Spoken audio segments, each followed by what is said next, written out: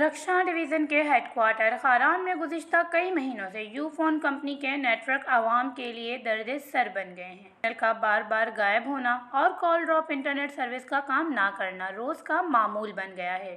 Net work نہ ہونے کی وجہ سے ایمرجنسی کیسز سمیت کاروباری لوگوں کو شدید مشکلات کا سامنا کرنا پڑ رہا ہے۔ شہر کے نیٹ ورک اور بجلی ایک ہی وقت میں آتے اور جاتے ہیں۔ لوگ ہزاروں کے موبائل پیکیجز کر رہے ہیں جو نیٹ ورک کی سستی کی وجہ سے استعمال تو بالکل نہیں ہوتے، لیکن میعاد پوری ہونے پر پیکیجز ختم ہو جاتے ہیں۔ خاران کی بیشتر آبادی شہر سے باہر دیہاتوں میں رہائش پذیر ہے۔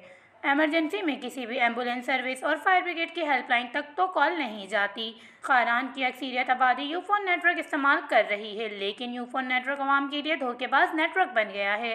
عوامی حلقوں نے کمشنر رکشا ڈویژن اور ڈپٹی کمشنر خاران سے مطالبہ کیا ہے کہ یو فون موبائل کمپنی کے ذمہ داران کو ہدایات جاری کریں کہ وہ خاران میں یو فون نیٹ ورک کی مکمل سروس کی بحالی کے لیے اقدامات اٹھائیں۔ وش نیوز، خاران، بلوچستان۔